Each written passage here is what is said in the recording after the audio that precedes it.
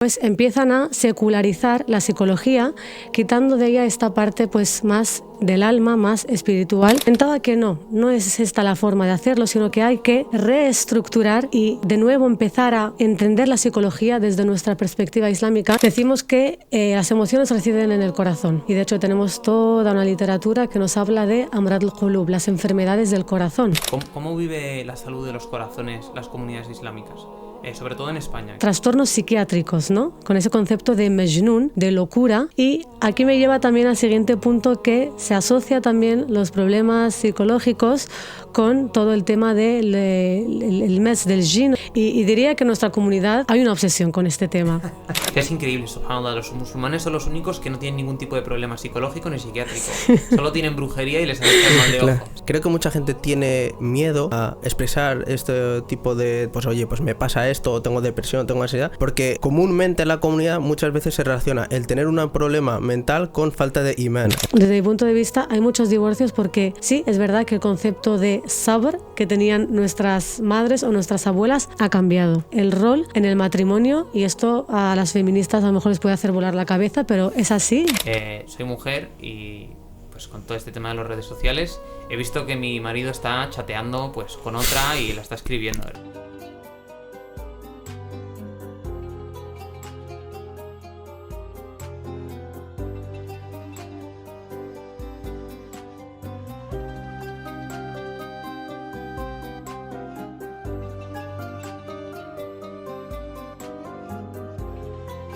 Assalamu alaikum, bienvenidos una vez más a La Última Medina. Esperamos que os haya gustado el episodio anterior, lo grabamos el mismo día, por eso tenemos la misma ropa. Que no penséis en casa que no nos hemos cambiado de ropa. Y hoy tenemos un episodio muy especial porque nos llevan pidiendo esto desde los comentarios de los vídeos, desde que hemos arrancado con el programa. Y es una pregunta que nos están diciendo siempre. ¿Lo vas a decir? ¿Se va a enterar la gente de cuál es la pregunta que...? O no lo digo, ¿no? En plan, nos han preguntado siempre, desde que hemos empezado, es ¿cuándo vais a traer una mujer al programa? Y yo hoy... ¿Puedo responder a eso? Porque vamos a responder. Yo soy el que gestiona las redes. Muchas acusaciones han hecho a este podcast de que tenemos alguna política interna, oculta, ¿no? Alguna criptopolítica, en la cual pues decidimos no traer a mujeres. Y lo cual no ha sido cierto, porque hemos invitado a muchas mujeres, las cuales probablemente estéis viendo esto. Y algunas me habéis dicho, es que justo me caso, es que me voy a estudiar... es que mi niño se ha puesto malo, es que... Y sé que estáis viendo esto, pero bueno, hoy es el día... Hombre, es broma, Laura, es broma. Hemos intentado contactar con muchas hermanas y la verdad que por agenda y por el momento no hemos podido coincidir, pero hoy tenemos un podcast que os va a encantar, que es una temática que creemos que es muy interesante para los jóvenes a día de hoy, y para eso vas a presentar, Handali, a nuestra invitada de hoy. Con nosotros hoy está Wafa de Psico Islamic, graduada en psicología y actualmente haciendo el diplomado del Cambridge Muslim College de psicología islámica. Wafa, la pregunta es la de siempre y la que le hacemos a todos los invitados. ¿Qué tal estás y cuál es tu sabor favorito de helado? Assalamu alaikum wa rahmatullahi wa barakatuh. En primer lugar, os agradezco muchísimo vuestra invitación. Les felicito también por este programa y es un honor ser la primera mujer que forma parte de este podcast. Alhamdulillah, estoy bien, muy emocionada y contenta de poder compartir algo que me apasiona, que es la psicología y en especial la psicología islámica. Y respondiendo a tu pregunta, mi sabor de helado favorito, pues el de café.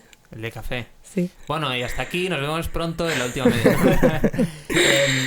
Te he hecho la pregunta, bueno, lo he mencionado muy por encima, hemos abierto el capítulo con ello, y hemos dicho psicología islámica. Uh-huh. ¿Qué es esta especie de engendro que acabo de soltar, psicología islámica? Porque de toda la vida, los que hemos estudiado psicología en, no sé, a lo mejor en la universidad o en el instituto, hemos estudiado psicologías secas.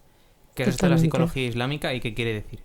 Totalmente. Yo, de hecho, cuando estudié la psicología, la estudié aquí en Barcelona, en la Universitat de Barcelona, y una de las cosas que siempre me faltaban a lo largo de la carrera era un gap, sentía que había un vacío, había una parte de la realidad, como musulmana, como hija de inmigrantes, tenía un bagaje que no estaba cubierto por cómo la psicología es enseñada en Occidente. Y siempre tuve como esa espinilla, ¿no?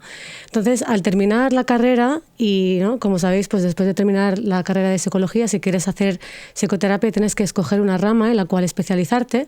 De todas las que había, la corriente actual que está más candente es la cognitivo-conductual. Y esta, pues realmente, ¿no?, como el propio nombre indica, estudia la conducta relacionada con la cognición. Y a mí esto me parecía muy pobre. De hecho, anecdóticamente, siempre digo que después de terminar la carrera me interesé por el psicoanálisis, porque el psicoanálisis pues tiene esta idea de el yo, tiene los 3 niveles del yo, el ello, el yo, el superyo, que de alguna manera lo relacioné con los 3 niveles del nafs, que luego hablaremos seguramente, y me metí y dije, tampoco es esto, ¿no? Y aquí fue, subhanallah, cuando coincidí con lo que es la psicología islámica. ¿Y qué es la psicología islámica, ¿no? Yo creo que es importante que primero pongamos un poco en contexto de en qué momento surge la psicología islámica y qué es, ¿no? Nos remontamos un poco a finales del siglo XIX, inicios del siglo XX, cuando empiezan a haber pues, los cambios culturales, tecnológicos, filosóficos, ¿no? Y con la caída de la Iglesia queda totalmente la religión separada de las ciencias, y aquí entra pues toda, ¿no?, esta necesidad de los psicólogos de cientificar la psicología, por decirlo de alguna forma, ¿no? Psicólogos como William James, Watson, Skinner, pues empiezan a secularizar la psicología, quitando de ella esta parte pues más del alma, más espiritual que anteriormente tenía, ¿no? A esto súmale también que posteriormente con el psicoanálisis, ¿no?, cuando Freud considera que la creencia en un Dios es una neurosis colectiva, pues esto pues fomenta aún más que la psicología es entendida como sin alma versus mente, ¿no? Se reemplaza el alma por la mente, además de que se seculariza, ¿no?, donde no hay cabida de Dios en este entendimiento de la psicología. Desafortunadamente, debido al colonialismo, pues todos los países colonizados entienden la psicología de esta forma también, porque si vamos a Marruecos o si vamos a otros países árabes, musulmanes, se estudia la psicología de la misma forma que se estudia desde Occidente. Entonces, más adelante, ¿no?, a final de los años pues, 50, 60, empieza a haber este movimiento de psicólogos musulmanes que dicen que esto no nos representa, ¿no? Aquí hay algo que se tiene que poner en valor, que evidentemente además de nuestra visión espiritual, ¿no?, además de la dimensión islámica, hay otros conceptos, ¿no? Es decir, las bases como tal son totalmente diferentes a la idea que nosotros entendemos del mundo, ¿no? Además de que la psicología hoy en día está muy empírica y tiene un enfoque muy reduccionista. Es decir, se estudia o se entiende el comportamiento humano como aquello que se puede ver y medir.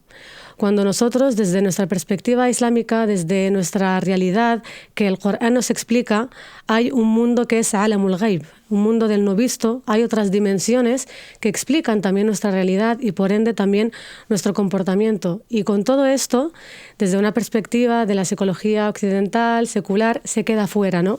Entonces aquí los musulmanes tienen esta necesidad de decir, tenemos que hablar de psicología islámica, tenemos que poner en valor estos otros elementos, porque si no estamos entendiendo el ser humano como únicamente de una forma superficial, únicamente lo que se puede ver, lo que se puede medir, es como la punta del iceberg, pero todo aquello que está abajo, ¿dónde queda, no?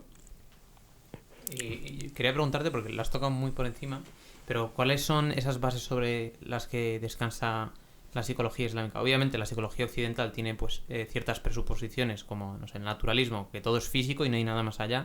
Uh-huh. Y obviamente sí que la psicología islámica reconoce que hay algo que está más allá de lo material, ¿no? Que es inmaterial, como puede ser ruh, puede reconocer solo con eso ya abres toda la puerta a lo sobrenatural. Totalmente. Es decir, fuera de este mundo.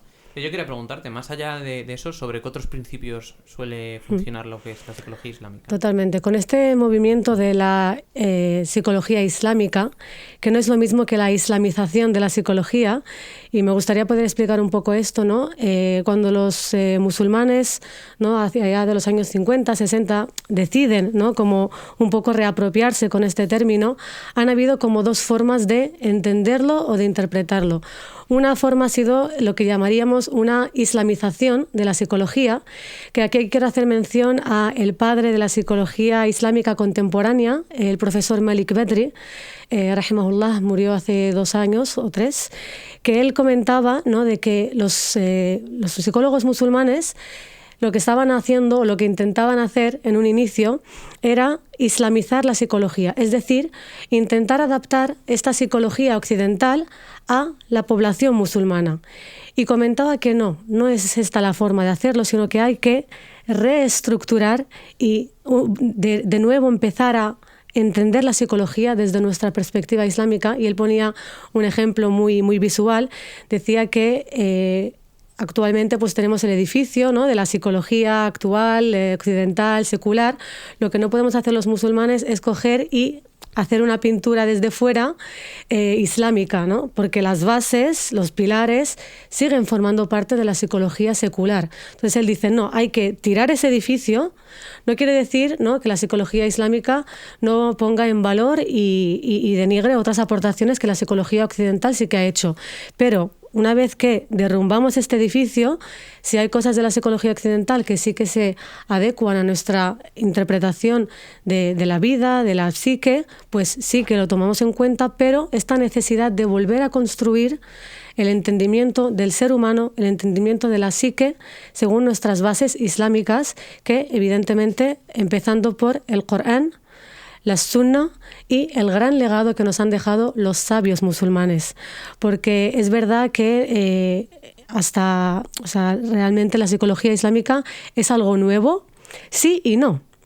Es nuevo el término como tal y este rescate que estamos haciendo actualmente de querer entender la psicología islámica desde nuestro punto de vista, ¿no? Pero realmente las bases están en el legado que han dejado los sabios musulmanes, que durante la trayectoria, ¿no?, del conocimiento islámico siempre se ha estudiado mucho todo lo que es ilmun nafs, el conocimiento del nafs, ¿no? De hecho, ¿cómo se llama la psicología en términos árabo-islámicos? Ilmun nafs, ¿no?, el conocimiento del nafs, podríamos traducirlo como ese yo interior, ¿no?, ese ego. Entonces ha habido una riqueza muy grande, ¿no? Y el profesor Malik Bedri siempre dice que no hemos puesto en valor y hemos dejado de lado el gran legado que han dejado sabios musulmanes, que si los psicólogos musulmanes hubiesen tenido en cuenta esa riqueza del conocimiento que tenemos, seguramente podríamos haber desarrollado la psicología muchísimo más incluso de lo que está a día de hoy en ámbitos más occidentales, ¿no?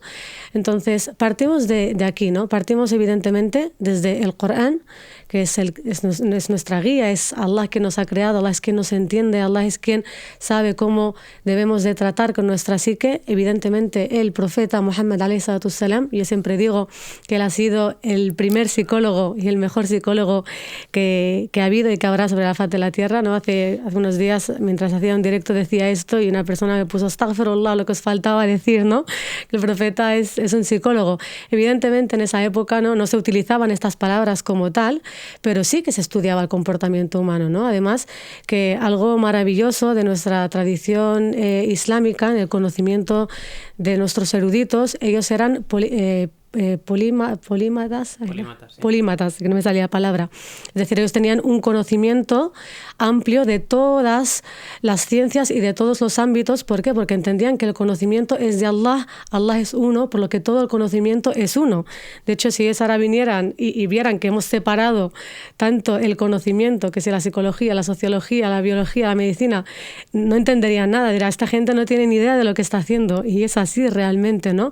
Entonces, no existía una disciplina como tal de la psicología, pero todo lo que es estudiar el comportamiento humano, como el nafs, como el ruh que has mencionado, como el aql interfieren, pues tenemos muchísimo, ¿no?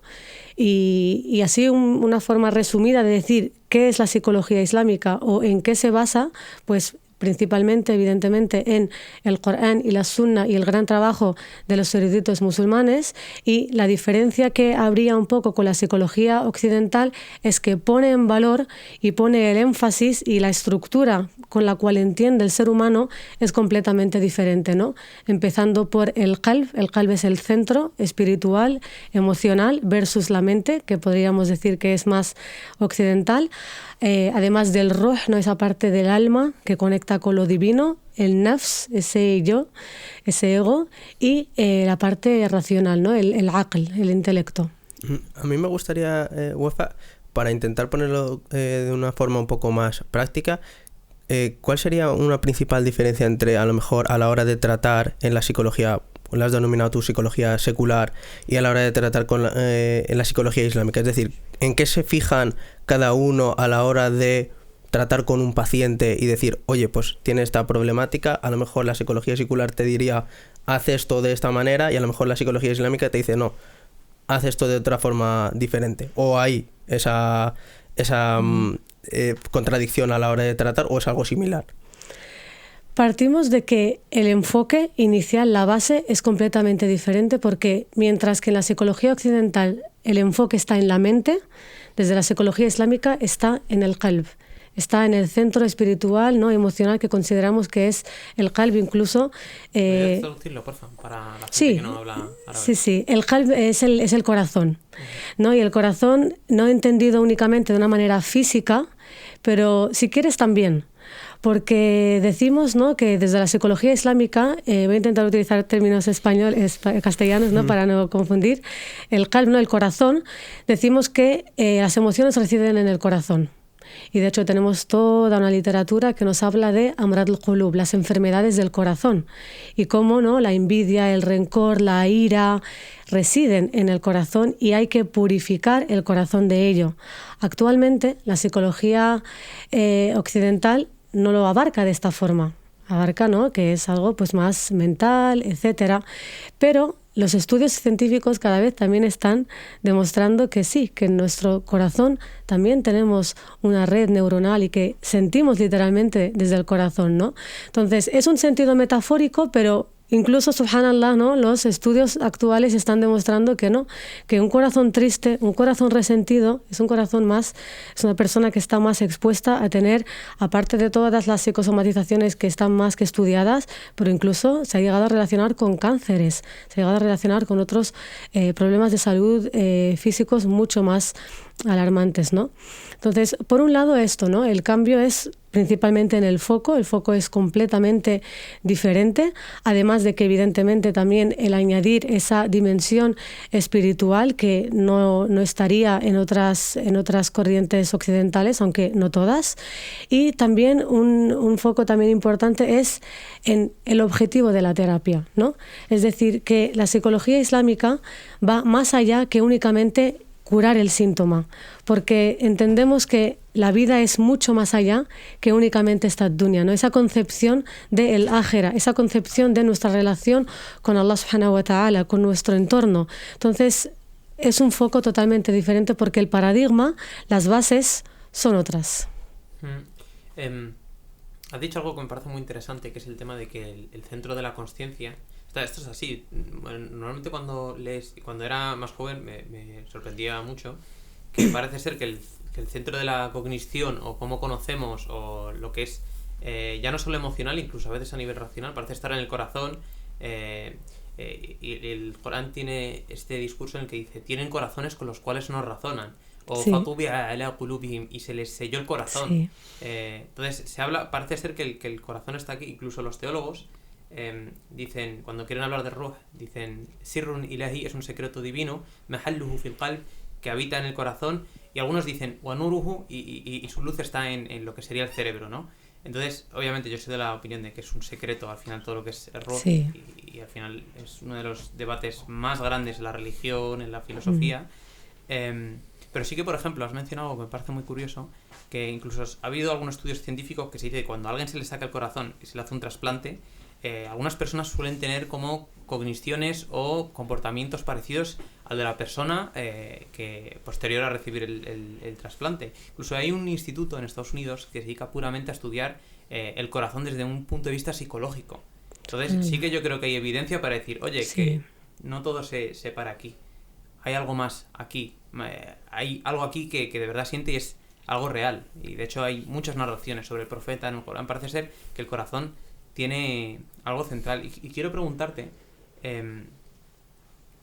a nivel es que ya no sé si decir salud mental, diría salud de los corazones, pero ¿sabes qué pasa? Es que incluso en nuestras comunidades, si dices salud del corazón, parece ser que es algo espiritual. Si dices salud mental, es algo físico, no es algo palpable. Entonces vamos a hacer este cambio en este podcast y voy a decir salud de los corazones y me estoy refiriendo me gusta este término. Sí, me estoy refiriendo a lo que va más allá de lo físico, ¿no? Como puede ser... De hecho, el concepto de la mente es una construcción occidental completamente, ¿no? De lo que hemos comentado ahora, cuando se intenta sustituir el alma por la mente. Es una construcción occidental completamente, así que estás muy acertado. Muy de acuerdo. Y quiero preguntarte, ¿cómo vive la salud de los corazones las comunidades islámicas?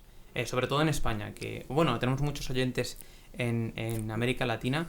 ¿Cómo es vivir este tipo de saludes mentales? Pues no sé, distintas neuras, depresiones, ansiedad.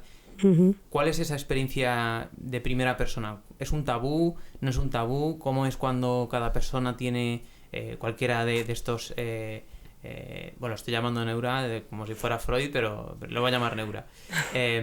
¿Cómo lo vive y cómo lo recibe la comunidad? Realmente yo quiero ser optimista y quiero decir que actualmente, sobre todo la juventud de hoy en día, somos más conscientes de los problemas del corazón que nuestros padres, ¿no?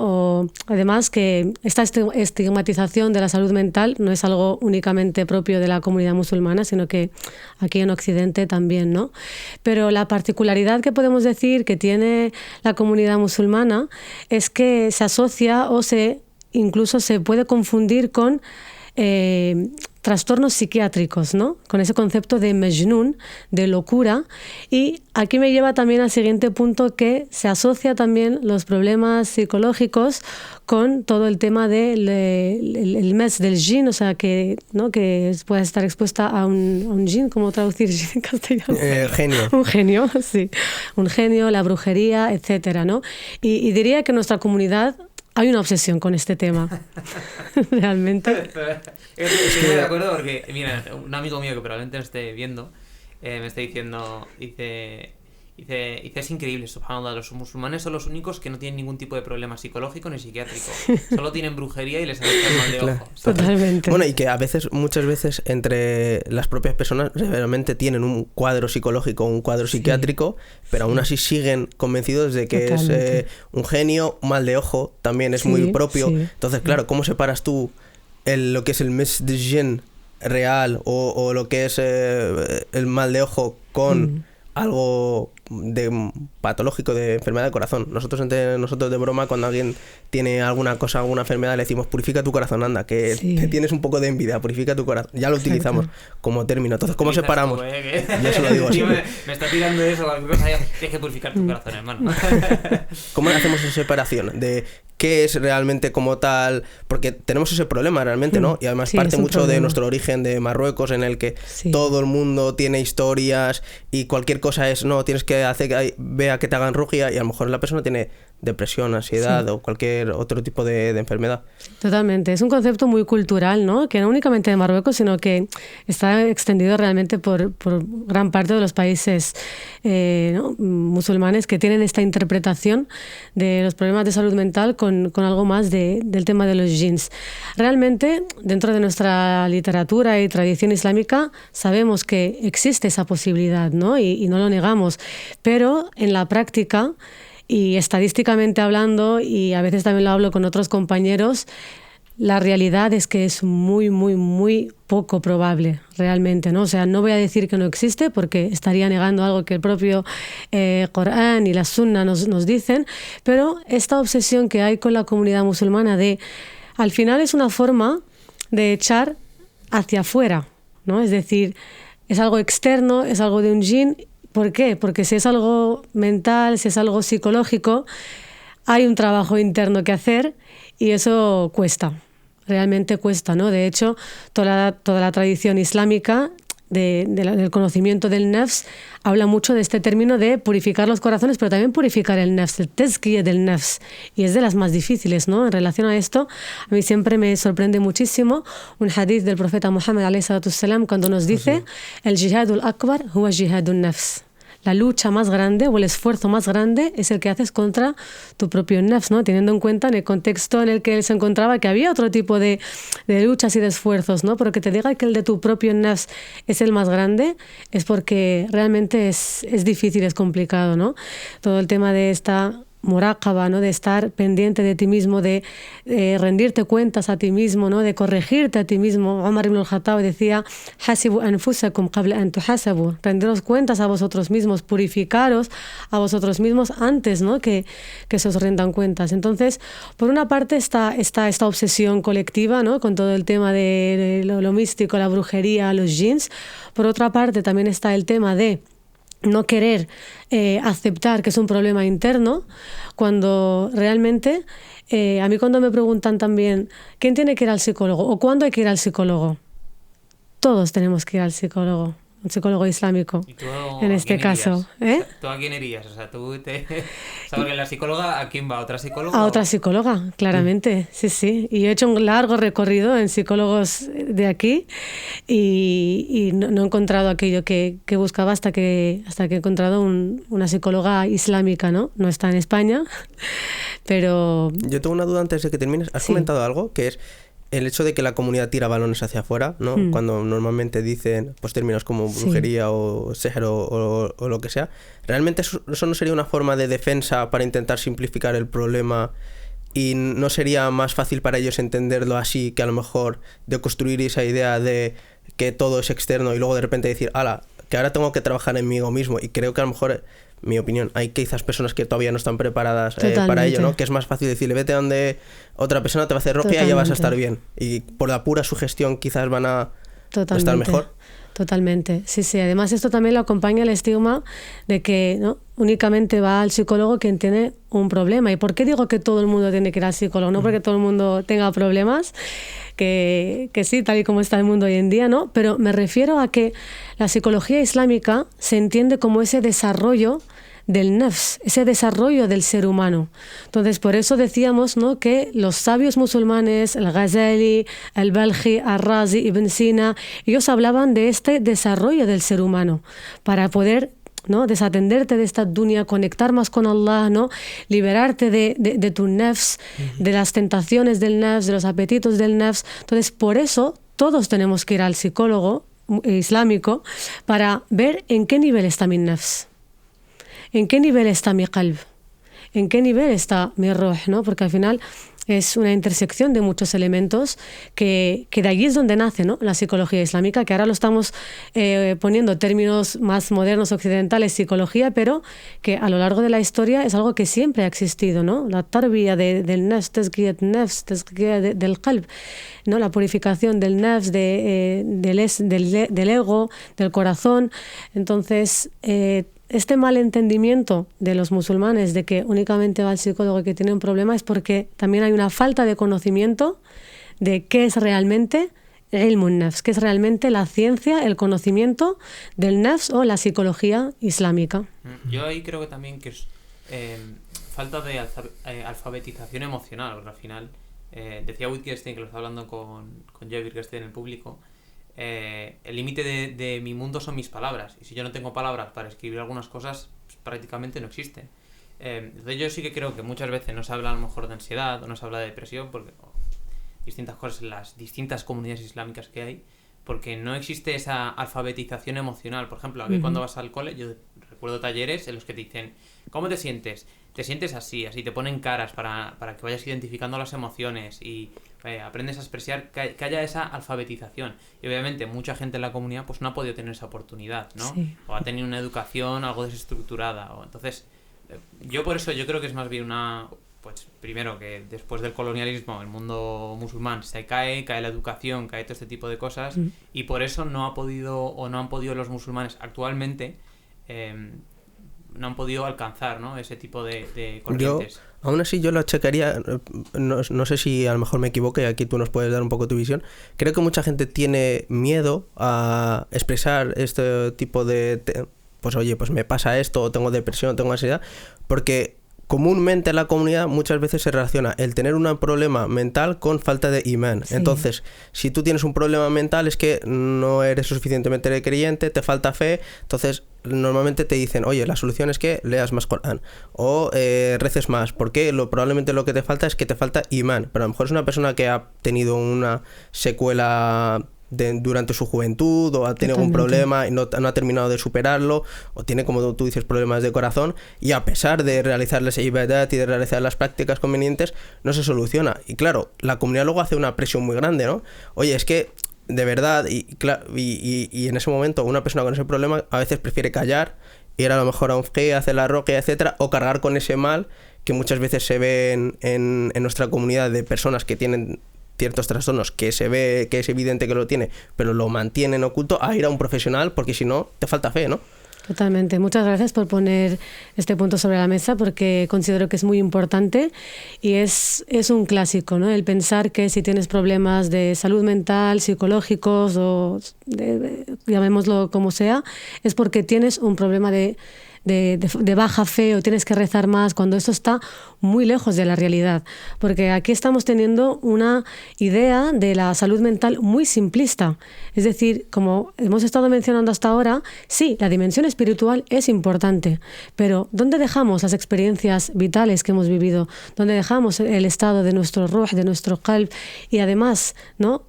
Siempre digo que las personas que realmente hacen este tipo de comentarios es porque no han tenido esta prueba, porque al final es una prueba más que Allah subhanahu wa ta'ala te puede poner.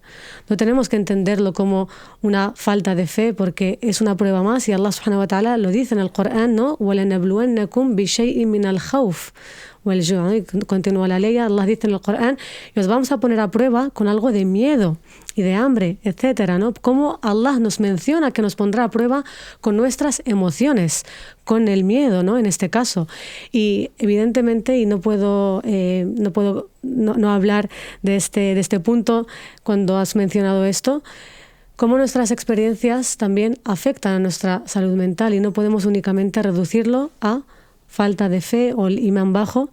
¿Qué vamos a decirle a estos niños palestinos que desde aquí mandamos nuestros duás y pedimos a Allah subhanahu wa ta'ala que pronto les libere de este genocidio que están viviendo? ¿Cómo vamos a decir a ese niño que ha visto a su familia morir delante de sus ojos, el día de mañana, que Allah proteja a todos esos niños, que desarrolle un trauma, que desarrolle un estrés postraumático? Es que tienes baja fe. Es un insulto, sinceramente. Y cuando veo este tipo de comentarios, me hierve la sangre de decir cuánta ignorancia, ¿no? Es decir, los problemas de salud mental no son tan simples como coger y rezar y leer el Corán y ya está. Es mucho más allá, y por favor, ¿no? Dejemos de simplificarlo de esta forma tan desagradable. Y desde aquí también, ¿no? Una forma de poder ayudar también a aquellas personas que podamos conocer y que tengan problemas de salud mental, no los juzguemos, no menospreciemos el dolor de estas personas, porque claramente hay muchos otros factores que están en juego, y no es únicamente coger y rezar y leer el Corán, que sí, por supuesto, yo soy la primera que digo que si estás lejos de Allah, no puedes estar bien. Es decir, la pregunta al revés sí que es verdad. Es decir, tener problemas de salud mental implica que estás lejos de Allah. No. Pero si estás lejos de Allah, quiere decir...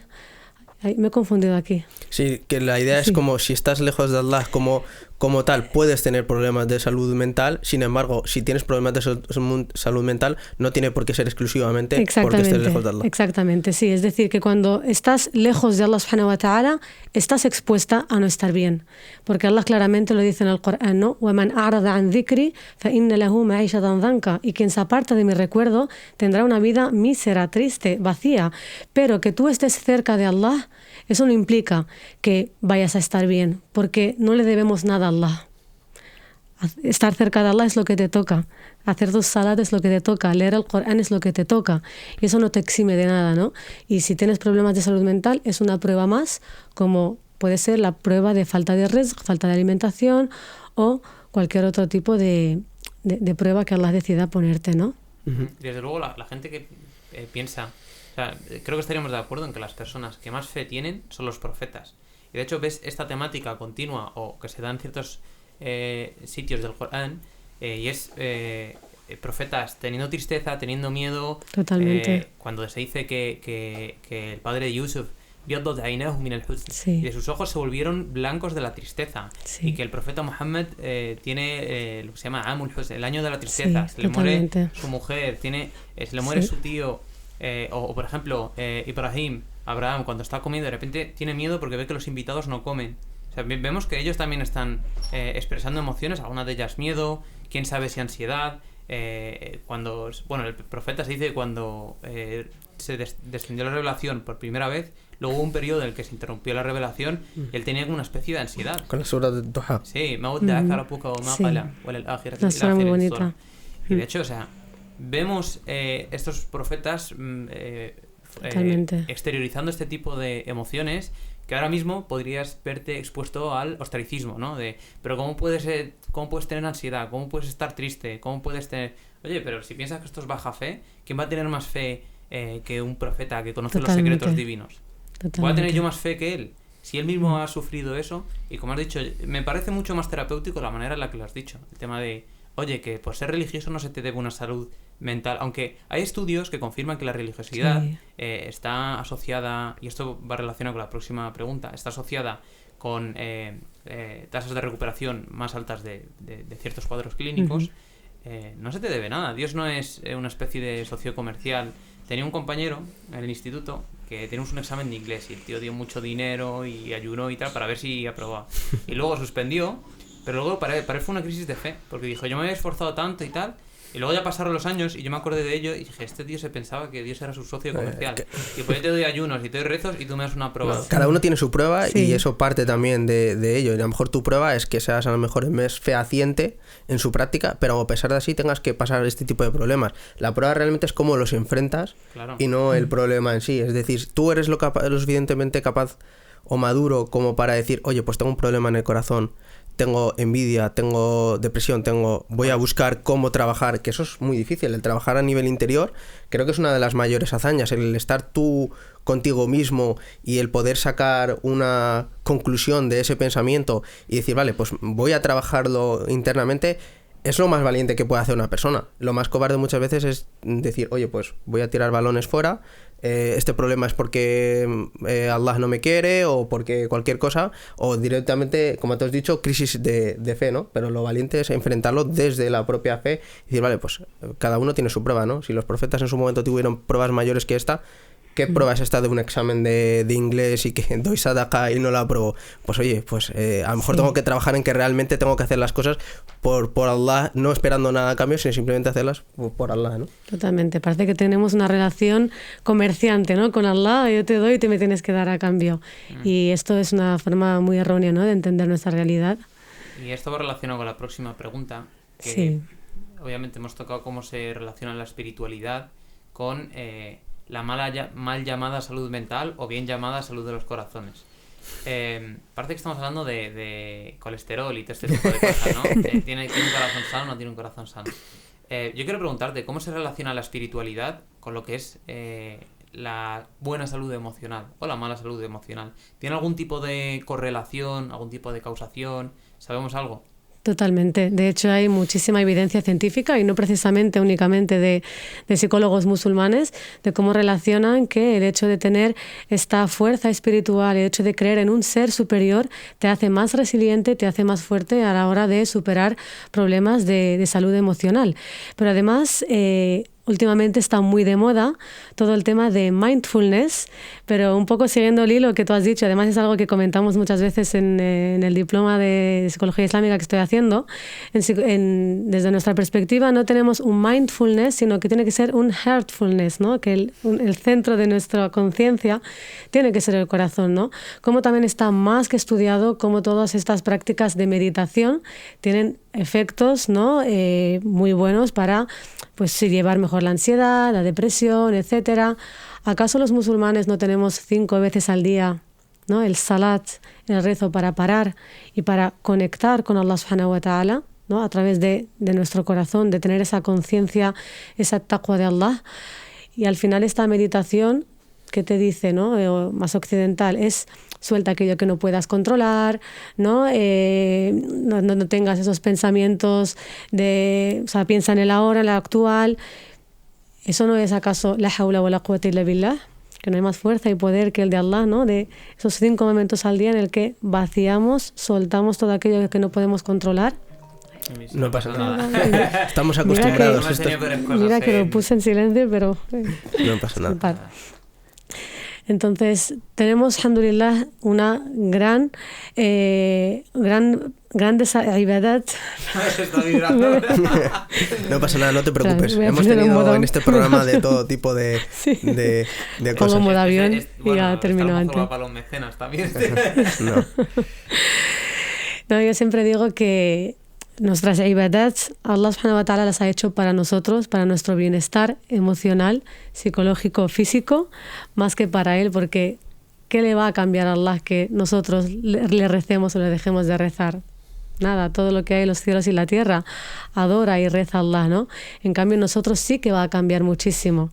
Y ahora que estamos en las puertas de Ramadán, ¿no? Hay un hadith qudsi precioso en relación a esto, cuando Allah subhanahu wa ta'ala dice: "Kullu amali ibn Adam lah, illa as-sawm, fahuwa li wa ana ajzi bihi", lo que significa que todas las adoraciones que hace el hijo de Adam son para él, excepto el ayuno, es para mí y yo lo voy a recompensar. Tiene muchas interpretaciones este precioso hadith, pero yo me quedo con esta parte de que como Allah te dice que las adoraciones son para ti, porque tú necesitas esta conexión con Allah, tú necesitas este mindfulness, heartfulness de 5 momentos al día para soltar toda esta presión, toda esta ansiedad que nos genera, sobre todo en esta época moderna.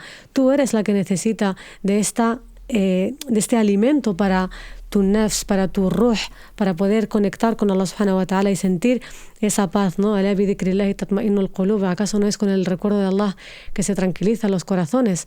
Por lo tanto, hay muchísima práctica religiosa que realmente nos ayuda a llevar mejor toda la parte, ¿no? emocional, de bienestar.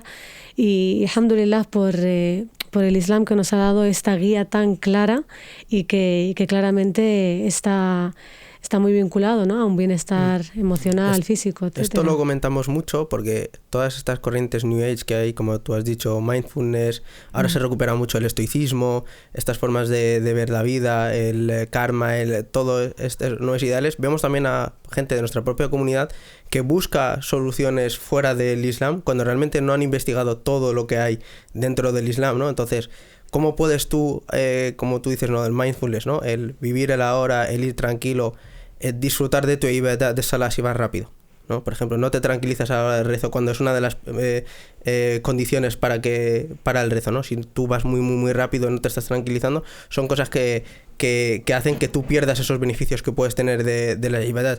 O por ejemplo, el preocuparse todo el rato por el mañana, ¿no? Ahora con el estoicismo no pasa nada, vive el presente, mañana no sabemos lo que va a pasar. Sin embargo, te lo dice otra corriente diferente y la gente suele escucharlo, pero dentro del Islam tenemos todo ese tipo de soluciones. Lo único que a lo mejor vivimos una década o un siglo que somos muy perezosos como para andar buscando. Y para mí fue muy revelador un libro en el que, bueno, muy sencillo de leer, que es el de Purificación del Corazón, que tú vas leyéndolo y dices, pues esto es muy simple de entender, ¿no? Tienes un mal, tienes la respuesta. Un mal, la respuesta. Es muy fácil de entender. Y animo a todos aquellos que están escuchando el podcast, ¿no? De aprender un poco más sobre Ilmun Nafs, porque quizás las respuestas que buscamos fuera del Islam, las tenemos ya en el Islam. Lo que pasa es que a lo mejor las personas no están haciendo ese esfuerzo de indagar tanto, cuando el Islam puede ser beneficioso en todas las facetas de tu vida, ¿no? Y si puedo añadir, me acuerdo me tuve que leer para clase el libro de Daniel Goleman, el de inteligencia emocional, y de hecho había muchas cosas que él mencionaba que eran cosas que estaban mencionadas en la tradición profética. Tiene un apartado entero sobre la ira y habla de todos los efectos negativos que tiene la ira, sí. A nivel, ya no solo a nivel psicológico, sino a nivel fisiológico, a nivel de corazón, a nivel incluso intestinal. Y hay una famosa tradición del profeta, el que dice 3 veces, la taghdab, como el mejor consejo que te puede dar: no te enfades, no te enfades, no te enfades, ¿sabes? Y ya no solo eso, por ejemplo, hay otra tradición que dice ajab li amri al-mu'min. Dice, qué extraño es el caso o los asuntos del creyente. Todos sus asuntos, para él hay algo bueno. Si le pasa algo malo, dice, es paciente y sí. espera, y da las gracias a Dios. Y si le pasa algo malo, es paciente y agradece. O sea, y si ves lo que es la curva esta del duelo, que es esa chorra como súper famosa, es como al principio negación, luego tal. Lo primero que te hace es llevarte a la aceptación. Te lleva mucho más, acelera lo que es el proceso de aceptación, ese tipo de mentalidad. Entonces, todo este tipo de principios, ya no solo cognitivos, el tema, por ejemplo, y yo, o sea, muchas veces leyendo literatura he dicho, esto ya lo tenemos nosotros en nuestra tradición. El tema de sustituir un pensamiento con otro, ¿sabes? El profeta tiene estas cosas que nos comentaba, que era, si te viene a la cabeza X pensamiento, ista'id billah, y a'udhu billahi minash shaitanir rajim, ¿sabes? Y de hecho hay en lo que es psicología cognitiva esta herramienta cognitiva, ¿no? De sustituir un pensamiento por otro. Totalmente. Y esto ya lo tenemos nosotros en nuestra tradición, mucho antes de que se formaran estas escuelas. Entonces, me parece muy curioso. Se ve aplicado en Gaza, por ejemplo, cuando tú ves a las personas que pasa una tragedia, subhanallah, lo primero que dices, alhamdulillah, no pasa nada. Para bueno y para lo malo, alhamdulillah. Y tú dices, ostras, qué fe, qué forma de verlo, que claro, sin esa fe, ¿cómo estarían esas personas a día de hoy a nivel psicológico? Sí, es que justo eso, y tampoco me alargo, porque te lo quiero enviar, pero hay lo que se llama en inglés, no me acuerdo ahora de las siglas, pero es el tema de estrés postraumático. Había un libro muy famoso que fue el que popularizó este término con el tema de las tropas que vuelven de Irak, ¿no? Y volvían con estrés postraumático. Y luego había otro concepto que era crecimiento postraumático, que era gente que un mismo evento les había hecho o crecer o hundirse. Había gente que les había hundido un evento traumático y había gente que había conseguido ese crecimiento. La mentalidad del Islam es una mentalidad de crecimiento. Si ves el tema de, vale, he tenido algo malo, o me ha ocurrido algo malo, pues sí, paciente y le doy las gracias a Dios. Seguramente haya a lo mejor odiéis algo que es algo bueno para vosotros. Entonces, incluso ves este verso en el Corán que ya mencioné hace unos podcasts, que es kullu ni'malu ala shakilati. Todo el mundo, shakilati es como su forma, ¿sabes? Y sé que, bueno, al final todo el mundo actúa según su forma, lo cual parece sugerir que el mismo estímulo puede hacer dos tipos de efectos en una persona. Un estímulo para ti te puede hacer crecer y un estímulo a mí me puede hundir. Y el Islam parece ser que lo que enfoca es estímulo de crecimiento postraumático más que el de trauma, estrés postraumático. Entonces quería preguntarte, a nivel de terapia, ¿cómo cambia la terapia a un musulmán de un no musulmán? ¿Hay alguna especie de cambio a nivel de terapia o no? Ya no solo a nivel teórico, sino a nivel práctico. ¿Hay alguna especie de cambio? El cambio podemos decir que cuando cambia también depende de, porque yo trato tanto con pacientes musulmanes como no. Entonces, claro, todas aquellas personas que sí que tienen esta base islámica, que sí que tienen esta creencia, es más fácil poder conectar con ellos con este cambio, ¿no?, hacia positivo, lo que en términos modernos se llama psicología positiva. Que habéis mencionado muchas cosas antes, que todo el tema de la inteligencia emocional, el profeta Muhammad ﷺ tenía un máster en ello, ¿no? Y se puede aprender muchísimo de su experiencia y de su vivencia, y cómo cuando venía una persona le daba un consejo, cuando venía otra persona le daba otro, según cómo conectaba con esa persona y según el estado de esa persona, ¿no? Y claramente desde una perspectiva de la psicología islámica, a veces me hacen la pregunta de ¿es únicamente para musulmanes? No. Evidentemente las bases, como hemos dicho, se basan, ¿no?, en el Corán y la Sunna, cómo entendemos a cómo yo trato a esa persona. La trato desde el corazón en lugar desde la mente. La trato desde una visión holística versus una versión reduccionista. Entonces, esto, pues, de alguna forma, si la persona es musulmana, pues sí que evidentemente puedes conectar con ella, no más con estos términos pues más islámicos del Corán, de la Sunna, que no necesariamente tienes que estar utilizando hadices, ¿no? Porque a lo mejor una persona no musulmana pues no tiene, ¿no?, mucho vínculo con esto, pero es cómo lo enfocas. Y yo aquí sí que he visto mucha diferencia en una persona musulmana con una persona no musulmana, ¿no? O no musulmana, quiero decir, una persona no creyente, porque hay personas que no son musulmanes necesariamente, son cristianos u otra religión, que también, subhanallah, tienen esta fortaleza, ¿no? Porque el hecho de creer en un ser superior, el hecho, ¿no?, de tener una meta más allá que esta dunya, porque eso también es una de las reducciones, ¿no?, que tiene la psicología occidental, que se queda aquí de forma terrenal, versus la psicología islámica, que va muchísimo más allá, ¿no? Y todo este tema que has comentado, que también quiero rescatar de lo que has comentado, de que vamos como muy activos, ¿no? Yo siempre digo que vamos en piloto automático. Y es importante que paremos y que conectemos nuestro corazón con nuestro aql, con nuestra conciencia. Y quería mencionar, ¿no?, algo en concreto de lo que le llamo yo la psicología del Ramadán, ¿no? Estamos a las puertas del Ramadán, inshallah, Allahumma baligna Ramadán. Este podcast no sé si va a salir en Ramadán. En Ramadán, saldrá en Ramadán. ¿Sí? Ahora mismo estaremos ayunando, inshallah. Inshallah, Allah yatqabbal minna, inshallah. Exactamente. Inshallah, ya Rabbi. Y para mí el Ramadán es algo precioso porque es el mes en el que Allah subhanahu wa ta'ala intenta que esta conciencia, esta plenitud que tiene un impacto positivo en nosotros psicológicamente hablando, en nuestro estado emocional de bienestar, está en su máximo esplendor. Es decir, ¿cuál es aslan el motivo del Ramadán, ¿no? Cuando Allah dice ya ayyuhalladhina amanu kutiba alaykumus siyamu kama kutiba alal ladhina min qablikum la'allakum tattaqun. Oh creyentes, se os ha prescrito el ayuno, como se prescribió a los que os precedieron para que tengáis taqwa. Y taqwa se puede traducir como esa conciencia.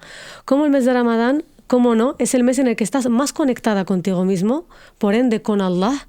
Y eso es muy importante para llegar a este estado de plenitud, para esa conexión con nuestro corazón, para salir de ese piloto automático, de ese modo, ¿no?, en el que estamos corriendo detrás de esta dunya como si nos fuéramos a llevar algo de ella. Entonces yo siempre digo que Ramadán es ese intensivo que Allah nos da una vez al año para que practiquemos ese aterrizar, ese escucharnos a nosotros mismos, ese conocernos para conocerla a él, ¿no? Hay un dicho que hay gente que le atribuye al profeta, alayhi salatu wassalam, hay otras personas que al imam Ali, radiyallahu anhu, man arafa nafsah arafa rabbah. Quien se conoce a sí mismo, conoce a su Señor, ¿no? Como esto te lleva también a esa conexión, o sea, conoces tu dependencia y tu necesidad que tienes por y para Allah subhanahu wa ta'ala.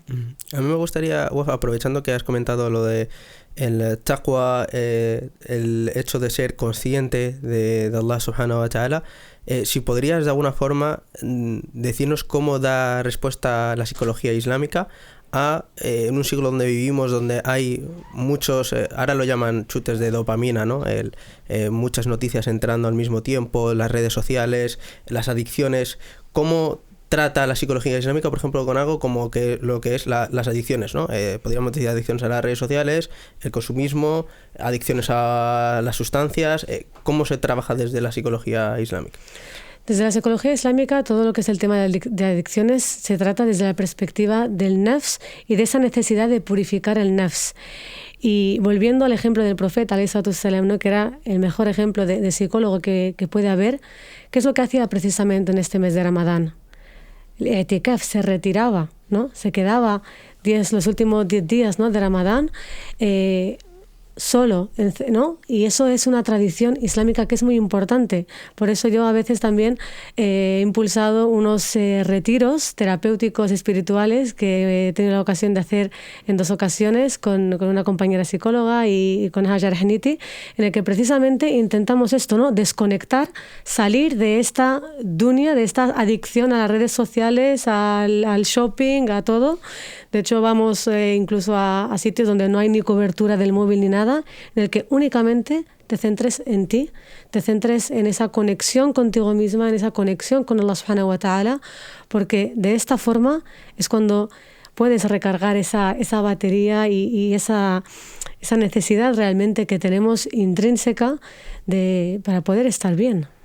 De hecho, tomando esto, ves incluso en la tradición profética en el Corán ese alejarse de una sociedad que, bueno, por ponerlo, ¿no?, en términos de Freud, ¿no?, que te oprime, ¿no? No quiero usar esto, pero esta sociedad del estímulo, esta sociedad del choque de dopamina, y en otros contextos, en un contexto más religioso, sería esta sociedad que no te deja ser, ¿no? Que pues, lucha contra tus creencias. Ves esto en los muchachos de la caverna, que se retiran y están en la caverna varios siglos durmiendo, y también ves esto en ese temperamento que tenía el profeta antes de recibir la revelación, que se retiraba a meditar, se alejaba un poco de todos esos ruidos y los excesos de la sociedad y se retiraba a meditar, a estar pues eso, pensando en lo divino Y yo sí que creo que es necesario a veces desconectar para conectar. Totalmente. A veces estamos sobreconectados. Decía el...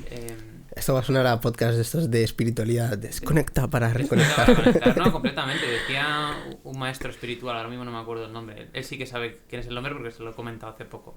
Decía que tenemos este defecto, que estamos con alguien y estamos completamente ausentes.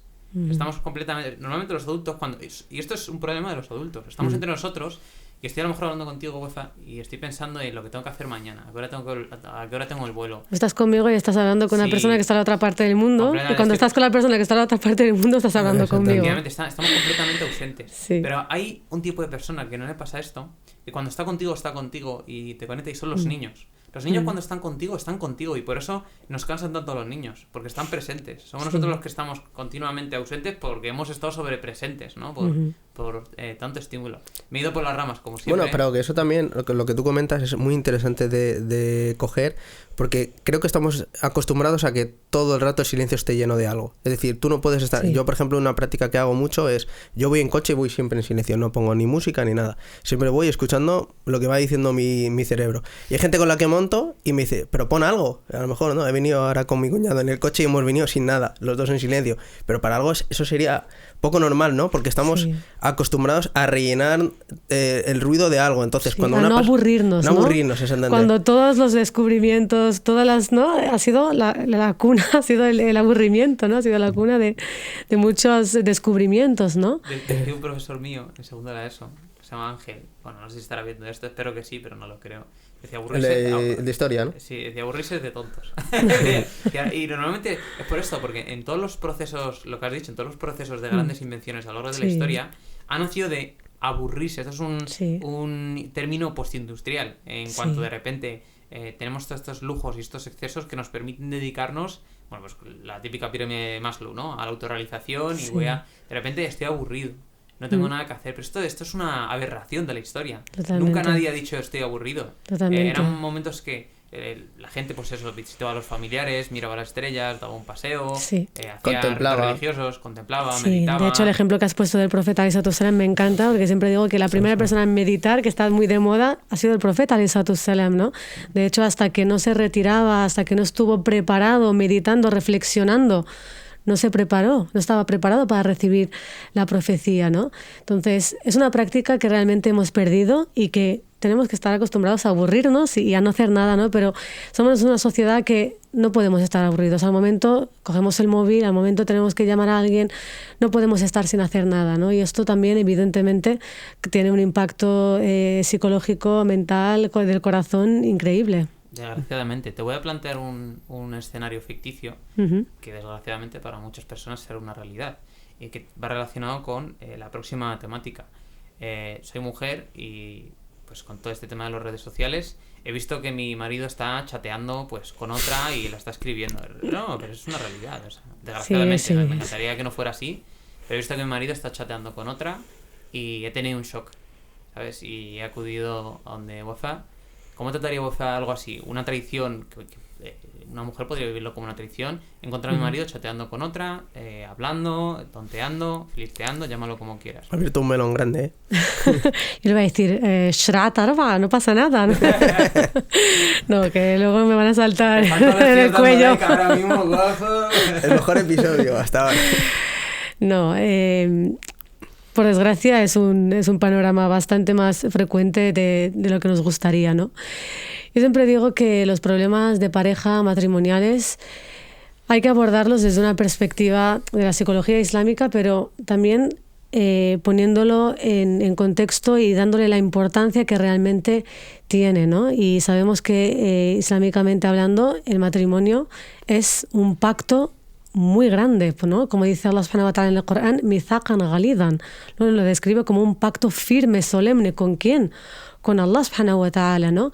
Entonces, evidentemente, este acto que ha hecho esta persona ficticia, que no es tan ficticio porque es muy, muy frecuente, no es nada legítimo, por supuesto, pero desde un punto de vista de la psicología islámica sabemos la importancia del matrimonio y evidentemente aquí cada persona y pone los límites y pone, ¿no? la línea roja donde considera, pero no podemos tomarnos a la ligera estos comportamientos como para ya tomar decisiones, ¿no? de me separo y tal, porque al final somos personas, somos humanos, y yo siempre intento trabajar desde el corazón, ¿no? De cómo estás, cómo te sientes, ¿no? Tienes rencor, tienes odio, vamos a trabajarlo, y evidentemente también trabajarlo con la otra persona, ¿no? Es decir, esa persona está arrepentida, esa persona es un patrón que va a seguir haciendo, esa persona realmente no sabe el valor y el peso que tiene el matrimonio, ¿no? La fidelidad, el compromiso, y ojalá solo fueran estos los problemas, porque también me encuentro también con un desequilibrio totalmente de lo que se entiende por matrimonio. Últimamente vemos muchos divorcios, ¿no?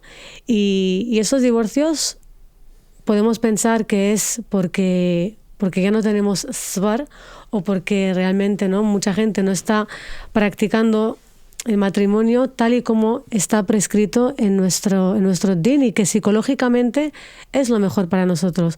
Por un lado, desde mi punto de vista, hay muchos divorcios porque sí, es verdad que el concepto de sabr que tenían nuestras madres o nuestras abuelas ha cambiado. Y no sé si decirte que incluso en un sentido positivo, en cuanto a que el sabr se ha entendido muchas veces de una manera pasiva, es decir, no tienes que aguantar situaciones inaguantables, situaciones de maltrato psicológico, físico, ¿no? Que esto seguramente ¿no? Las primeras, ¿no? O sea, nuestras madres, nuestras abuelas no tenían los recursos que ahora muchas mujeres musulmanas sí que tienen, y por eso pues esto ha podido propiciar también que haya más divorcios, ¿no? Porque no hay esa dependencia hacia el hombre económicamente hablando, etcétera. Pero que no haya esta dependencia también ha llevado a otro fenómeno, es que ha habido lo que le llamo yo un desalineamiento con la fitra, es decir, que ha habido un desajuste de roles o incluso un cambio de roles. Es decir, que sabemos desde nuestra tradición islámica que el rol en el matrimonio, y esto a las feministas a lo mejor les puede hacer volar la cabeza, pero es así, el rol de la mujer en el Islam está bien definido y el del hombre también, y no nos referimos a la mujer lavando platos y el hombre ¿no? Trabajando fuera, ¿no? O sea, va mucho más allá de esa igualdad que busca el feminismo occidental, sino que partimos de una equidad. Y cuando hablamos de equidad, no necesariamente tiene que haber igualdad, porque no somos iguales. Y esto es así, ni biológicamente, ni psicológicamente. Por lo tanto, querer imponer una igualdad desde las bases occidentales es injusto. Pero Allah, ¿no? Nuestro creador, que nos ha creado y que nos conoce, ha establecido unas leyes, unas bases, unos roles de una forma equitativa. Que a lo mejor a simple vista desde fuera no son iguales, pero el trasfondo sí que hay un equilibrio ahí detrás, ¿no? Y con esto quiero decir que realmente hemos desconectado de nuestra feminidad, las mujeres, y los hombres también de su masculinidad. Y todo esto ha llevado también a que no hay un equilibrio en las relaciones, ¿no? Cuando la mujer tiene que hacer el rol de hombre y el hombre tiene que hacer el rol de mujer, pues aquí ya no hay un matrimonio, y esto también provoca muchas confrontaciones, y yo siempre digo que nos han vendido la moto y que tenemos que hacer una revisión, tanto las mujeres, de conectar más con nuestra esencia femenina que está, ¿no? recogida en el Corán y en la Sunna, y los hombres a su vez evidentemente también de hacer una introspección, de conectar realmente con el valor del hombre, del al-qiwama y del rol que tiene en la familia musulmana. Yo creo que este tema que has tocado, bueno, es un tema, a día de hoy creo que es el mayor causante de los problemas, al menos dentro de la comunidad de Sí. divorcios o desentendimientos. Y La comunidad, o lo que era una comunidad, o lo ¿no? que Los divorciados. o lo que era una comunidad. Entonces veo, y sobre todo bajo mi experiencia, que el mayor peso normalmente ha caído sobre las mujeres por todo lo que se bebe desde Occidente, y luego después todo el ideal que tienes, que vienes de a lo mejor un país que a lo mejor has tenido una mala experiencia, o has venido de una familia que lo ha vivido de una forma de costumbres y tradiciones que no tienen por qué ser islámicas, entonces tienes ese pasado que te tira por un lado más todo lo que te da Occidente y desajusta el rol de yo no quiero depender de nadie, yo quiero ser independiente, yo quiero tener mi propio espacio. Nos hemos vuelto más individualistas, entonces ya no se mira por la pareja, se mira por uno mismo, Sí. y entonces eso lo que hace normalmente es que a la larga las parejas pues acaban desentendiendo. Y es más frecuente de lo que creemos, porque claro, los hombres ahora tienen menos responsabilidad. O sea, Sí. no... Yo no creo que perdona que te interrumpa. Eso le da más tiempo libre para chatear. No, pero yo creo que es un sistema, a veces lo reflexiono, esto es un sistema que beneficia a los hombres. Sí, Sí, Pero totalmente. ¿sabes Exactamente. por qué? Le digo, mira, puedo estar con varias mujeres, o sea, todo lo que me permita mi capital y mi tiempo físico, con varias mujeres, sin comprometerme con ninguna, sin Sí. tener que estar... Cuando quedo con ella pago la mitad, no la estoy invitando y todas estas historias, si me está... O sea, dime que ese es el No, sueño de todo hombre, a nivel más Eso del no- ego, ¿no? O de Sí. lo más Sí. instintivo. Es la nueva forma de hacer creer a las mujeres, o por lo menos bajo mi entendimiento, de que son más libres, aunque realmente no lo están siendo, ¿no? Porque como dice mi hermano, el hombre tiene menos responsabilidad, pasa por no querer asumir responsabilidad, que eso es lo que tenemos actualmente entre los jóvenes, que todo el mundo se lava las manos y dice Sí. yo matrimonio y yo eso no quiero saber nada de ello, y luego las mujeres de yo no quiero depender de un hombre, y entonces entran en una pareja con con enemistad más Totalmente. que equipo. ¿Y esto cómo lo trata la psicología islámica? El desajuste de roles.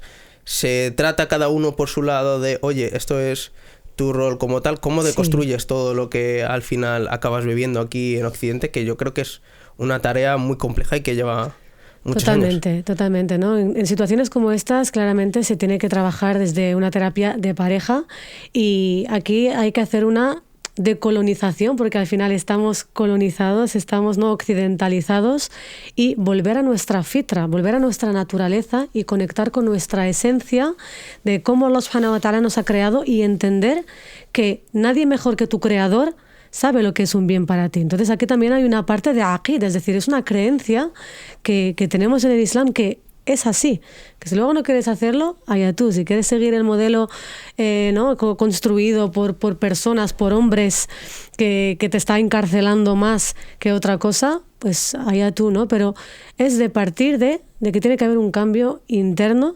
porque es un clic que hay que hacer. Es un clic que hay que hacer, y he tenido pacientes que sí, que es como que se les ilumina, es verdad. Es decir, que estábamos como metidas en una neblina, y cuando te despiertas dices, es verdad, porque luego te das cuenta que, como bien has dicho, beneficia al hombre. Es decir, que no hay una igualdad. Realmente lo que hay es una desigualdad hacia la mujer, porque la carga doblemente. La carga con todo el tema, ¿no? De tener que estar fuera, etcétera. Además de, no quiero reducirlo solo a las tareas del hogar, porque no es solo las tareas del hogar, pero a toda esa parte, por ejemplo, más biológica. Es decir, ¿dónde está la igualdad en el hombre cuando la mujer mensualmente Allah la prepara para engendrar una vida?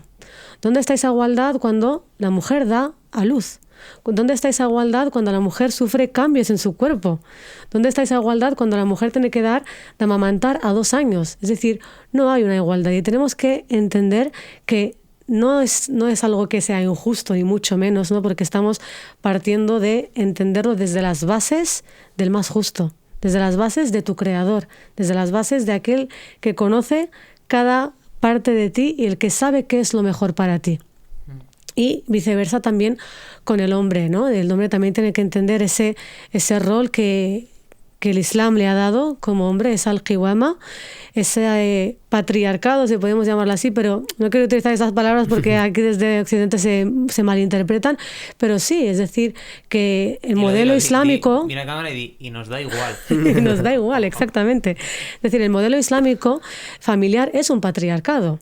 Pero ¿eso acaso es algo negativo? No.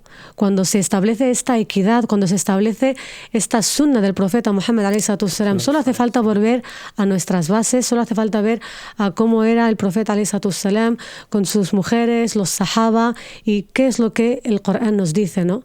Pero no, cuando estos conceptos nos chirrían, ¿no? Y tengo compañeras y hermanas, amigas musulmanas que les chocan, ¿no? Yo puedo entender que una persona completamente occidental, con una familia occidental, tal le choque, porque al final es lo que ha visto ya, ¿no? Toda la vida, pero es alarmante cuando desde nuestra propia comunidad no se tiene en cuenta esto, ¿no? Cada vez parece ser que sí, que se está despertando, pero también aquí quiero hacer una crítica interna de que tampoco se trata de que el marido te pague la cena y se encargue de las tareas del hogar y tú eres una reina, una princesa viviendo en casa. No, claramente no es así, ¿no? Que la mujer también tiene un rol y también tiene una aportación que está haciendo, y si Allah te ha dado, al final estamos partiendo de una equidad, y si el hombre, su carga es más económica o no, de proporcionar esa seguridad, ese pilar, es porque tú también tienes otro rol que es equitativo, ¿no? Que a veces, ¿no?, veo en redes que lo simplifican mucho a que, ¿no?, lo típico, ¿no? El hombre tiene que pagarlo todo y el sueldo de la mujer es para ella. No es tan simple como claro, esto. Y que cada pareja también vive en un contexto diferente. Si estás viviendo con Occidente y tú estás ganando, me lo invento, 1.200 euros, tu pareja gana 1.200 euros también y no puede pagar solo el alquiler, no le vayas a decir, oye, es que yo... Evidentemente, y es triste porque esto lo veo. Muchas veces. No, el dinero para mí, tú eres el qawwam, es lo que hay, hasta luego. Exactamente, no, el Islam no es así. Que las mujeres musulmanas, de todas las mujeres, y no estoy hablando a nivel étnico porque no tiene nada que ver con etnicidad, pero creo que son las más empáticas en ese sentido. O sea, incluso teniendo todas las de usar la carta o sea, no tienen ni la obligación de amamantar al niño, ¿sabes? O sea, no tienen ni esa obligación. De hecho, si os separáis y ella amamanta al niño, o sea, la tienes que recompensar por ello.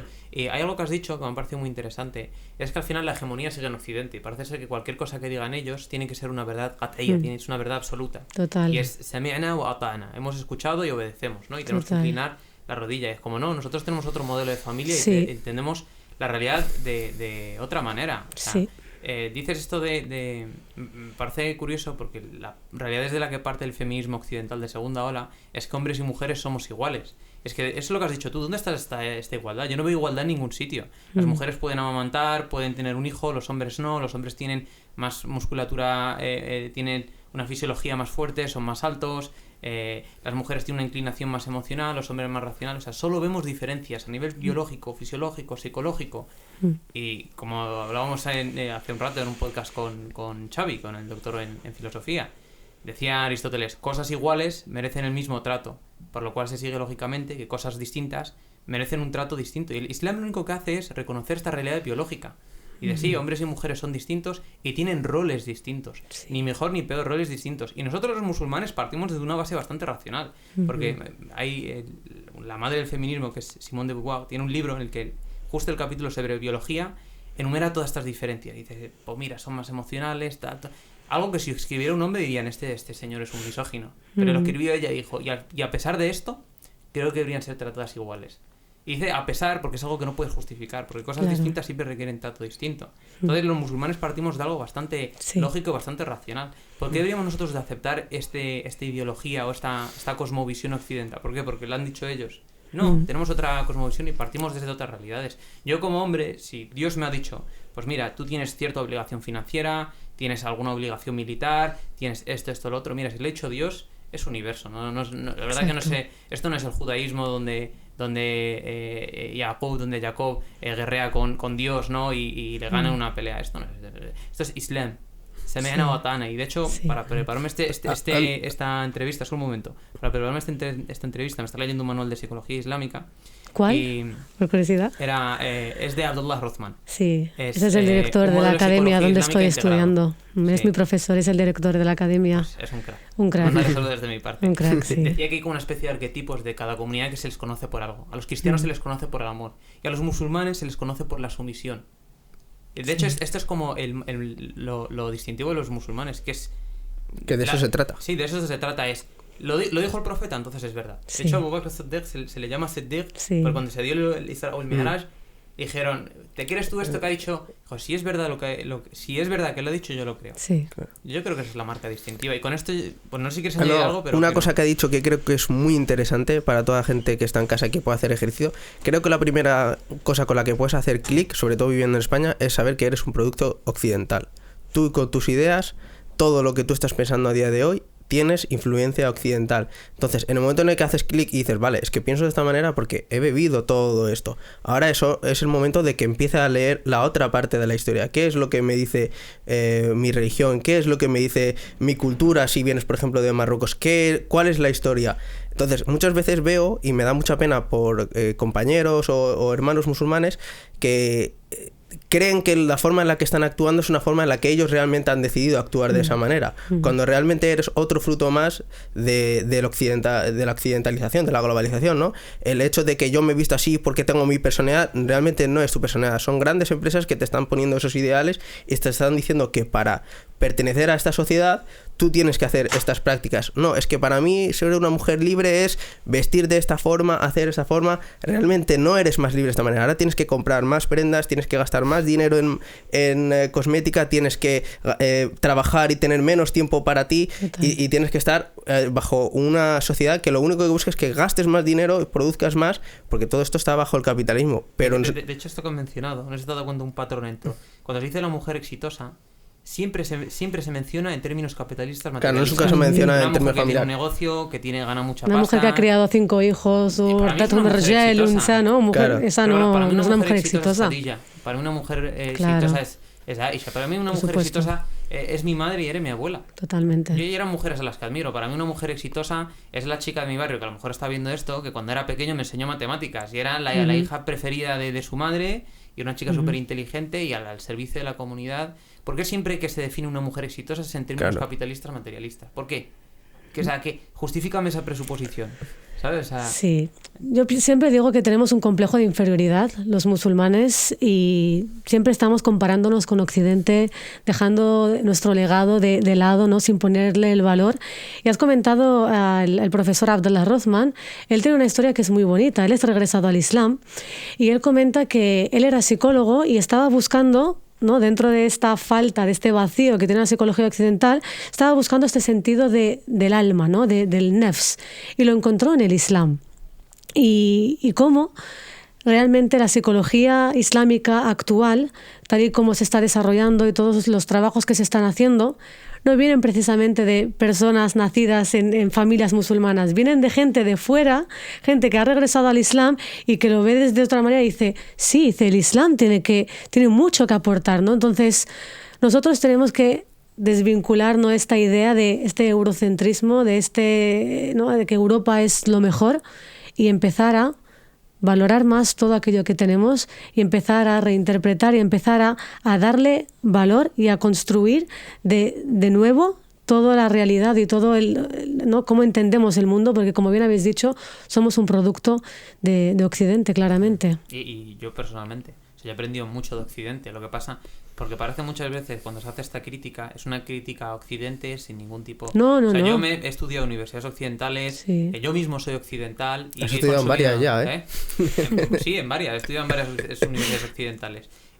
Pero yo he aprendido mucho de ellas, simplemente que yo me opongo a la idea de que sea algo absoluto en el que, sobre todo a nivel moral, parece ser que todo lo que se genere en Occidente es como una especie de industria de creación de verdades morales absolutas. No, lo siento. Sí, ahí es donde está el fallo y el problema, ¿no? En esta visión eurocentrista de lo que es de Occidente, de Europa, es lo mejor y lo demás no vale, ¿no? De hecho, hace poco fui a hacer una charla de psicología islámica y al día siguiente me encuentro con un tweet que literalmente ponía cómo el ayuntamiento permite que se dé una charla a los occidentales sobre la psicología islámica. Es decir, ¿qué es esta arrogancia, ¿no?, de cómo los occidentales no pueden recibir un conocimiento de otros lugares, de otros entendimientos? Ahí está el fallo, y ahí está la crítica. Es una visión civilizadora en la que hay que iluminar a todo el mundo. Claro. Y es por eso. Obviamente este es el mito occidental. Y eso es lo que ha justificado todas las barbaries que se han hecho. Pero ¿no? tienen que entender que ahora hay otro formato de occidental, que somos nosotros, que también somos un producto occidental, que venimos aquí a beber de las ideas de Occidente y hacemos esa recuperación que se hizo en su momento de, oye, pues cogemos lo de Oriente, ¿no? Porque al final así se construyó todo lo que es el pensamiento occidental, ¿no? Bebían de Oriente, porque aquí en Occidente en su momento la gente no era pura oscuridad, y vino Oriente con las ideas y con la filosofía y con todo como se había transformado en la época de Al-Ándalus, Bagdad, etcétera, y hicieron repensaron las ideas que había en la actualidad. Entonces creo que una de las cosas más interesantes que intentamos hacer con este programa y que a la gente le llama la atención, de hecho es muy fascinante lo que está pasando con este podcast, porque nos escucha gente que no es musulmana, nos escuchan católicos, nos escuchan cristianos, nos escuchan pensadores, y dicen, me parece que es algo que no nos esperábamos, porque claro, ellos tienen la idea desde Occidente, como hemos dicho antes, ¿no?, de controlar la verdad, de que las personas orientales son están mal llamado en el... Gente con cultura oriental, ¿no? No, gente con cultura oriental, o quizás en el medievo mal llamado medievo, ¿no? No en el medievo andalusí, sino en el medievo de norte de Europa, que siguen estando anticuados. Entonces, cuando ven a personas hablando con el mismo idioma que ellos, hablando que no tienen acento, ¿sabes?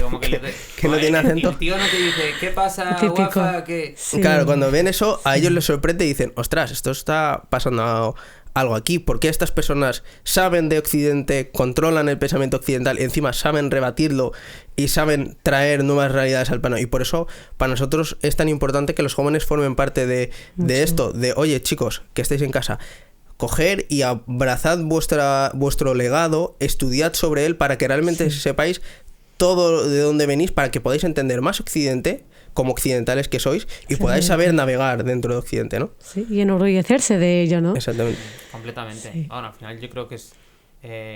yo personalmente creo que la tradición islámica tiene muchas cosas nuevas que decir, que nos han dicho aquí, o por lo menos llevan unos siglos sin decirse. Con esto quiero pasar a lo siguiente. Durante los últimos meses hemos visto lo que ha estado ocurriendo en Gaza, en Gaza, en Palestina. Y yo todas las noches me quedo reflexionando sobre esto, ¿no? Sobre cómo debe ser vivir esa realidad en primera persona. Y esto es algo que alguna vez a todos nos va a pasar. Es la realidad de vivir en esta vida, que es que hay un poema muy bonito, que es muy existencial en la tradición islámica, que dice, lo que vas a disfrutar de tus amados es lo que disfrutas de tus sueños. Que un día te despiertas y te das cuenta de que, pues, oye, mis sueños eran mentira, ¿no? Hay una realidad más real. Pues lo mismo con tus amados. Un día se mueren y de repente te das cuenta, parece como un sueño, ¿no? Sí. Esta persona a la que me amaba, mi padre, mi pareja, mi hermano, era solo un sueño. Parece ser que es un recuerdo y que nunca ha estado aquí. Entonces, yo quiero preguntarte, desde la perspectiva del duelo y la pérdida, bueno, me gustaría las dos perspectivas, porque está lo que es la psicología occidental, que se vive como una pérdida, que tienes que tener un momento de introspección y que, bueno, se justifica desde una parte más evolutiva, y cómo lo vive la psicología islámica. ¿Cómo se experimenta este fenómeno? Este fenómeno en concreto es uno de los que realmente más impacto veo yo en la psicología islámica versus la occidental, ¿no? Pues nosotros partimos de que inna lillahi wa inna ilayhi raji'un. Esta es una ley que todo musulmán se conoce, ¿no? De que somos de Allah y a Él volvemos, ¿no? Entonces, es una realidad con la que vivimos. Estamos de alguna forma constantemente conectados con la otra vida, y sabemos que esta vida llega un momento que finaliza, como también las personas que nos acompañan en ella, ¿no? Entonces, aquí partimos de algo que sí que puede estar con similitud con la psicología occidental, que es partir de esa aceptación, ¿no?, de esa realidad. Pero cómo se vive ese duelo es completamente diferente. A mí siempre me gusta, cuando se habla del duelo, no mencionar el conocido hadith del profeta Muhammad alayhi salatu wassalam, en el que hay muchísimas enseñanzas de cuando fallece su hijo Ibrahim, ¿no? Y él llega y empieza a llorar. Me encanta que el profeta alayhi salatu wassalam era el profeta, sí, pero también era un humano.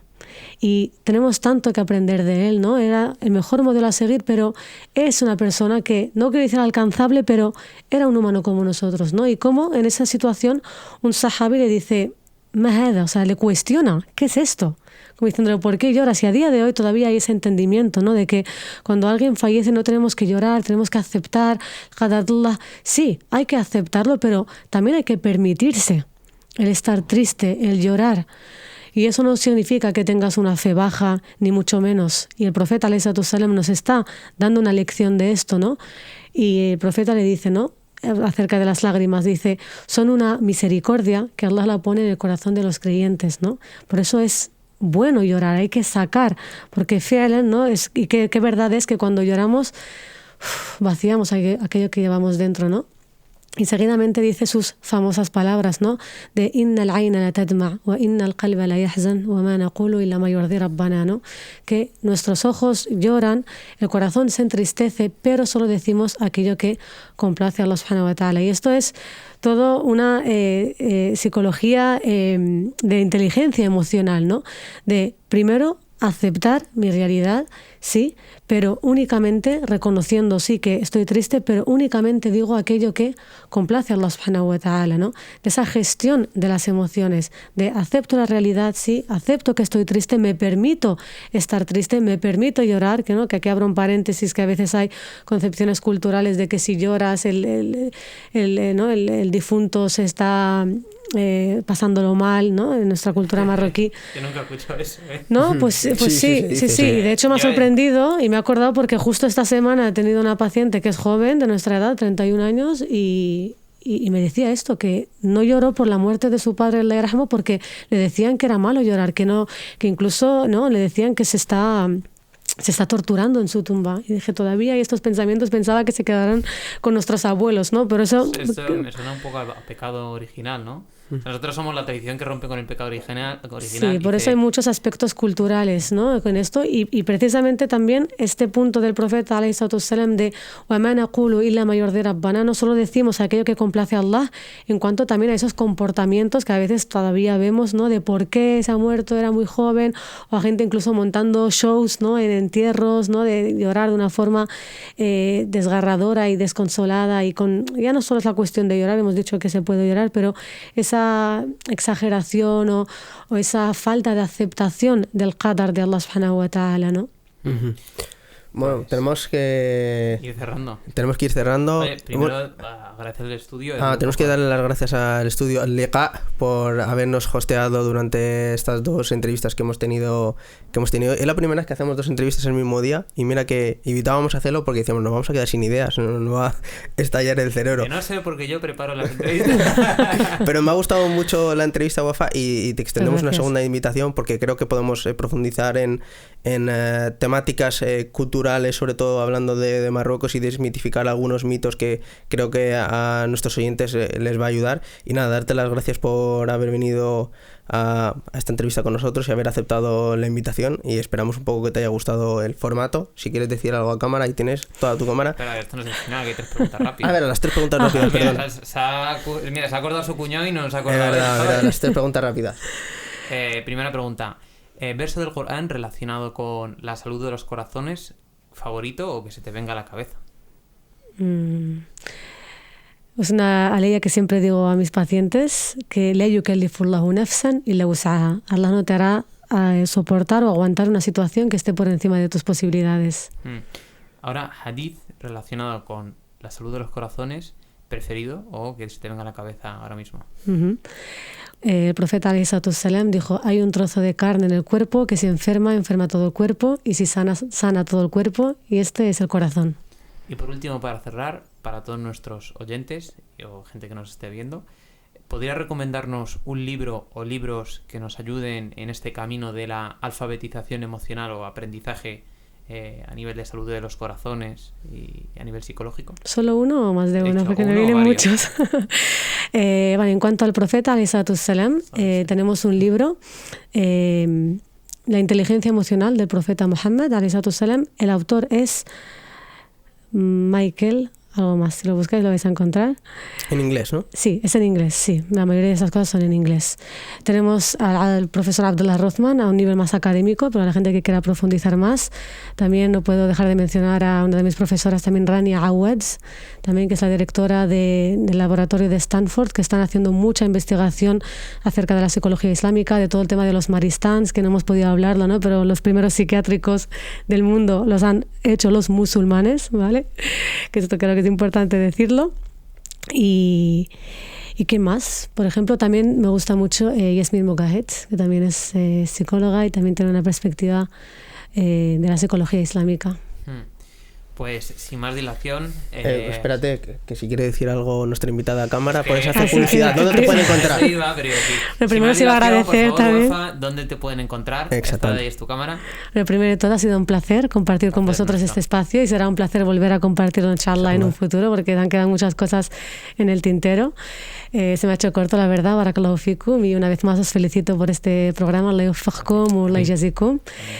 Y nada, ¿qué me habéis dicho que diga? La gente quiere saber, algunos querrán consultas contigo. Vale. Y otros quieren saber ¿Dónde te pueden encontrar? Eso es. Sí, pueden encontrarme en mi perfil de la página web psicoislamic.com o por las redes sociales también, en Doctoralia también como Wafa Musawi, o la página de Instagram psicoislamic o en el correo psicoislamic@gmail.com. Y por ahí pueden pedir cita. Sí, pueden cita, o si alguien quiere informarse más sobre la psicología islámica, también aprovecho para hacer un llamamiento a los psicólogos musulmanes que se formen en la psicología islámica, porque no es lo mismo ser musulmán y practicar la psicología que practicarla desde la psicología islámica.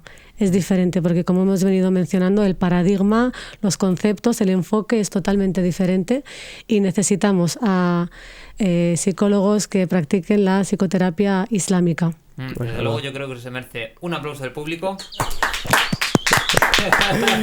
Y Pues nada. Rafa, ha sido un placer tenerte aquí. Desde Un luego yo creo que ha placer. sido una conversación que, aunque pueda haber sido larga en el tiempo, para mí se me ha hecho breve desde mi experiencia.